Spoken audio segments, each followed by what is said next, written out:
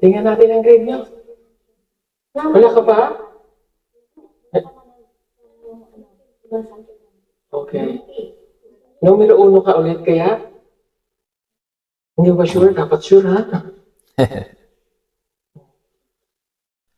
Hi mga kadudes! Kapugong biyahero! Muling nagbabalik, Marites Dudes TV.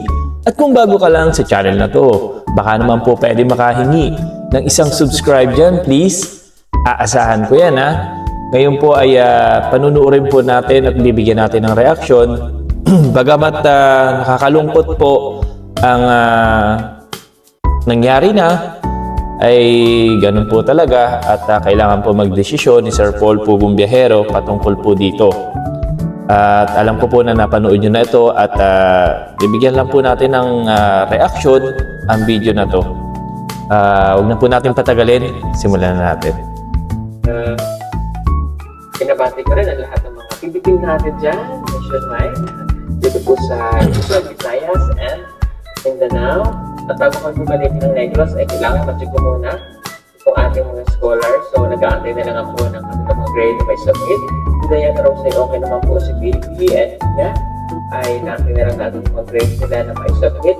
Sina Erna and for ang upper girls natin ay okay, and congratulations to Marjorie and Erna dahil perfect attendance awards silang nakuha. So wala silang absence. At napakaganda po ng kanilang mga grade na ipinapakita. So, ito, antayin lang natin sa alas 12 daw ay darating sila dito. And ito nga pala yung hair look ko ngayon. Dilaw na dilaw. Dilaw ba yan? Ito nga pala yung hair look Medyo ko ngayon. may white na konti. Kuya Eli po ang kumuha ng aking buhok. Patay yung kay Paul. Kuya Eli din. Ayan. Hindi ba yung buhok ko ngayon? O ang pangit? Sakto lang, ganda eh. Hair look ngayon. By Elegant. Thank you so much kay Kuya Eli. Ilan natin kita? Kay sister.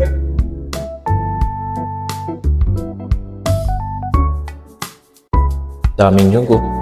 Bye. Wow. Ganda no, dami ng tanim.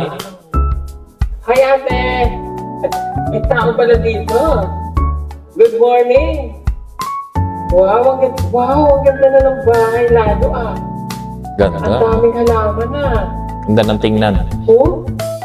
Wow, saan ka nakuha ng halaman? Wow, ang daming halaman nila ang ganda na ng bahay. Ganda. Nakakaganda talaga pagka maraming halaman Oh, nandiyan ka pala, Kit. Nandito pala si Kit. Si Kit. Sige lang, bubuksan lang si Alexa. Ang ganda ng bahay nila, guys. Ang daming, wow! Ang daming halaman. Kinagit na po nila yung solar Christmas light, Wala pa sa Kit? Okay. Ang taba mo kita. Tumaba na. Ay, bukas pala. Oh, dito muna tayo sa labas. Hindi ka nga. Ang init dito. Bakit ang init? Nainitan ako pero siya nakakano Hindi ka nainitan? May dahon na sibuyas. Tapos dito tayo. Ito rin nagtanim niya. Wow. Ito pa See? Kamatis. Kamatis. Nakakatuwa naman. Dami pang sa gilid-gilid. Sa inyo rin daw? Naglalaman na yun. Ano lang siya? Damo na. Gabi. Sorry po Nagdadalog na. Nakakatuwa naman. May gala, may kulay. Ang ganda talaga pag maraming halaman. Hindi nyo pa tapos ikapit yung solar gusto. Ito mga kadudes ay upload ni Sir Paul Pugong Biyahero 2 months ago. Dito ay kausapan niya si Kit, yung ate ng kay sister. So andito siya.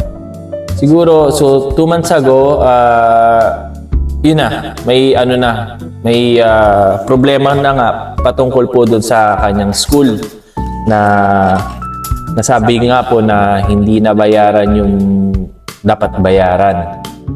So, panoorin po ulit natin kung dito ba ay talagang ilag na si Kit kay Sir Paul that time.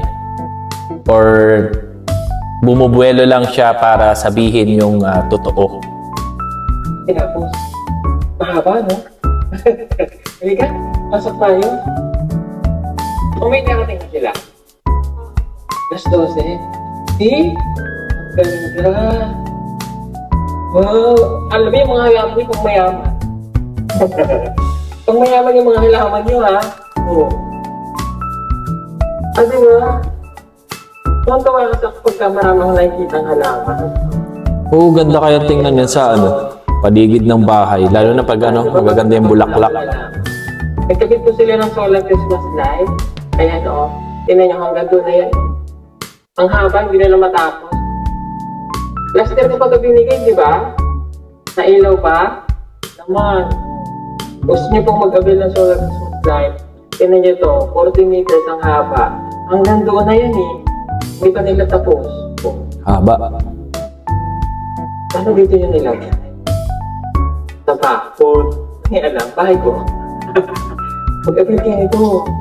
2,300 lang yung free shipping na nation. Wow, mura. Ito ay napaka-ganon. Tapos dito mo rin ipapalik. Lagyan ko muna dito. Muna nilagay niyo. Kapag pakabit na baka internet, ano? Ah, hindi pa bumalik. Sabi ko kay i-message niya ako. Halika. Halika na, pasok na tayo.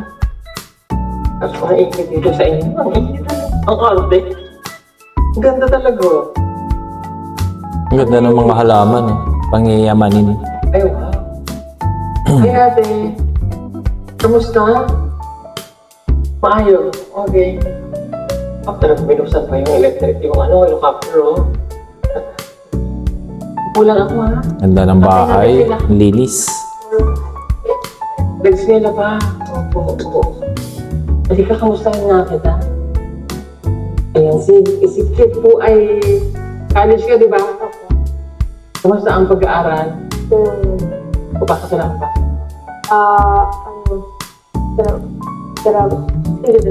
Yung pagkawin din sa Exam. Time. okay lang mo. Sa boarding ha? Okay lang yun. Okay. Ano nga ako? First mo, IT. Ito po ay information and technology. Ilang years na? 4 years. 4 years. Okay. Information and technology. Meron tayong college. Kumain na kayo?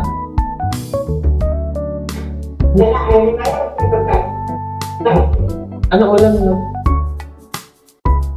Very good. Is na kayo. Ganda ng kusina, Ang linis. Maganda diba? Oo. Tapos kung mainit nga. Mainit nga yung dapat ang init. Anihan. Init ka no? Singaw. Wala siya. Bukas pinig na naman. Init dito sa Nakaraan ng araw. Ako, yung wala. init.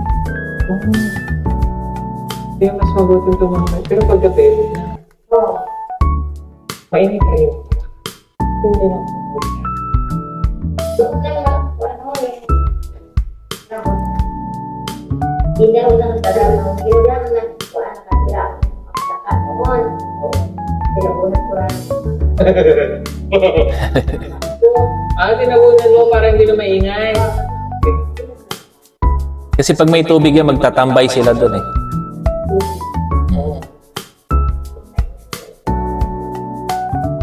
Yung mainit. Palayang kasi malapit Oo. Pero thank you ha. Ang linis ng bahay. Oo. Salamat ate ha. Doon kayo nagluluto sa labas. Kaya pala mausok. Ang kailan ako yun. So, kasi nangyari po sa isang mga babae dito. Nandun na Masunog yung abuhan. Hindi nasunog yung ano pa. Grabe, ayatan nyo ha. Yung likod ka nila eh. Thank you ate, ang linis ng bahay niyo. Perfect. Kaya nga. Hindi niyo din napapaya. Mabuti yan para magkakasin. Saka ang dami mo na rin nagulay sa labas. Kasi pag wala kang magawa, pwede magtanim. Mas bagay na pagulang. Kompra, singkap. Nadalang mo kanina yan. Okay? Punta tayo? Huwag kang biging ba lang yun? Huwag kang biging ba lang yun? Nakumunta kami na may kaya talaga. Ha? Sibiya. Ilan bang bayan ba lang ko eh? Itong buwan. Tagal. 7 months pala. Dito. May angin yun. Sige, tayo lang natin ito. Tayo lang po natin. Ganda oh. Ganda ng mga halaman nila, no? Yun sa mga mayayaman, yun sa loob ng bahay, yung ganyang halaman.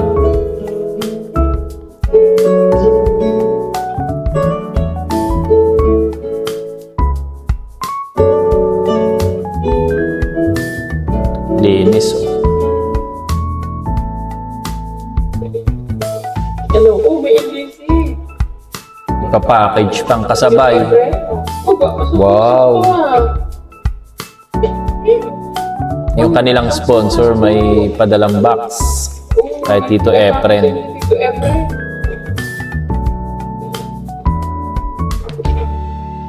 Palihog lang kuya. Sakto ah. Laking box. Swerte talaga nitong mga bata na to sa kanilang sponsor na si Tito Efren. Lalo na kay Pugong Biyahero. Kay Kim. Kim.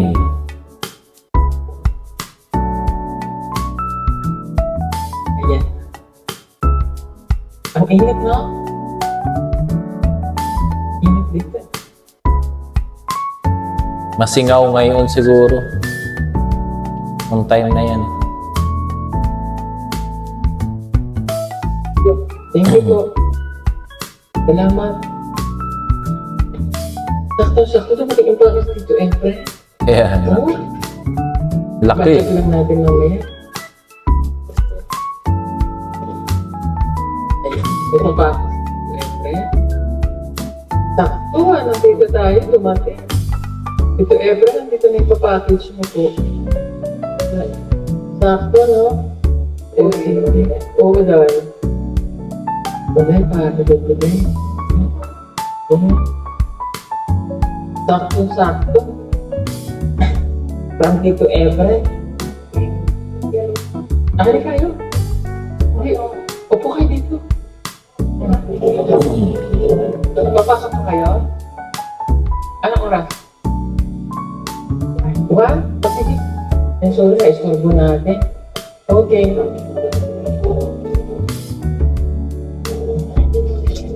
Patayin ko lang ito. Ikaw si Kevin, ha? Taksan niyo na lang ang usi. Okay. Ang ganda na uniform mo, okay? Grade 12 ka na? Grade 11 po. Okay. Kamusta ang exam? Okay lang po. Kamusta ang lahat? May grade ka ba? Wala pa? Bakit wala pa? Tagal na yun ah. Wala lang po, wala pa. Ikaw? Okay, kaya meron na. Patingin. Saan mag-10K na? Tingnan natin ang grade niyo. Wala ka pa? Okay. Numero 1 ka ulit kaya? Hindi ba sure? Dapat sure ha? I-friend in ulit yan eh. Tingnan natin ang grade. Namiss kasi kayo ng mga view ko. Bagay lang kayo sa kanila. Ito. Isa. Apat. Para makita natin. Atento ka dito, Efren, dumating na yung package, no? Oh! Sabi ko na, Ito mga kadudes, gaya nga po na nabanggit ko, 2 months agong upload ni Sir Paul Pugumbiyahero. So, dito nag-check si Sir Paul ng mga grades nila. So, ibig sabihin, first grading. Oo, tama. First grading. Nag-check si Sir Paul. So, first sem din ang mag-check kay Kit, kumbaga, sa college. So, dito, pinakita ng 3 na yung mga grades nila. So, si Kit dito, mapapansin natin na tahimik. Pero siguro that time ay okay pa yung usapan nila na yung pagbabayad sa school. Okay pa. Siguro nung medyo dumaan yung mga buwan ay medyo sabihin na natin na yun nga tulad ng sabi ni Sir Paul, nakalaya at nagkaroon ng maraming kaibigan. 2 klase naman kasi yan eh. Mga kaibigan na okay at may mga kaibigan naman na medyo hindi okay na alam naman natin yun, no? 'Di ba? Naranasan natin may mga ganun talagang kaibigan na okay at hindi okay. So, ewan lang po natin kung saan napabarkada si Kit, si Kay. Yun nga po, yung ate nila na bakit nagkaganon yung kanyang sitwasyon sa pag-aaral. At yun nga po, nakakalungkot na sabi ni Sir Paul na no second chance. Dahil alam na po natin, dala na si Sir Paul Pugumbiyahero sa second chance. Tulad po sa mga nangyari sa mga nakaraang scholar po, hindi na po tayo magbabanggit. Kaya po, ganun na lang po ang naging salita ni Sir Paul na wala nang second chance na mangyayari. Pero kung ako sa'yo, Kay or Kit, na kausapin mo pa rin si Sir Paul. Yun lang yung mapapayo ko sa'yo na kausapin mo pa rin si Sir Paul personal or kapag wala na dyan si Sir Paul at bumalik na ulit ng Laguna, so tawagan mo, message mo. Kasi basta yun lang yung mapapayo, kausapin mo pa rin si Sir Paul. Wag mong anuhan yung nagawa mong kasalanan. Wag mong takasan, wag mong damdamin ba. Basta yun lang yung payo ko, kausapin mo si Sir Paul na at magiging okay ang lahat. Alam naman natin, nakilala natin si Sir Paul pagdating sa mga ganyan, malambot ang puso niyan.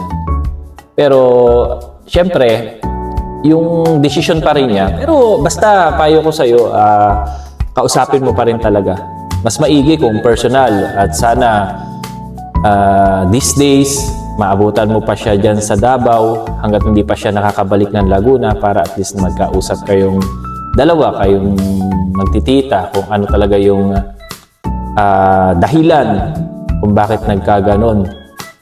Dahil kami as a charity viewers din, syempre, yung expectation namin sa inyo, kay sisters, alam naman namin na masisipag kayo mag-aral.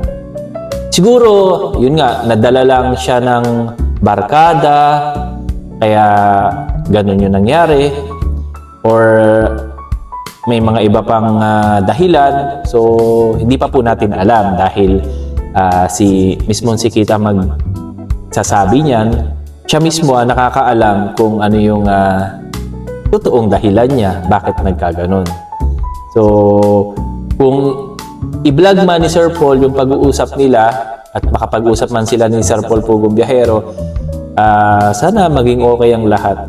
Dahil kami mga charity viewers ay umaasa na magiging okay ang lahat, makakapagtapos ka ng pag-aaral. Kasi tingnan mo yung mga kapatid mo, nag-aaral na magaling. At sana, maaga pa naman eh. Kumbaga second quarter pa lang yan. May chance pa. May pwede pang mabago hanggat maaga pa, hanggat sariwa pa. Kaya pa yan. pukpukin mo pa. Kaya yan ng... Basta, yun lang mapapayo ko. Kausapin mo si Sir Paul. Malambot ang puso niyan. Basta yun lang. Tuloy po natin. Ayaw mo eh.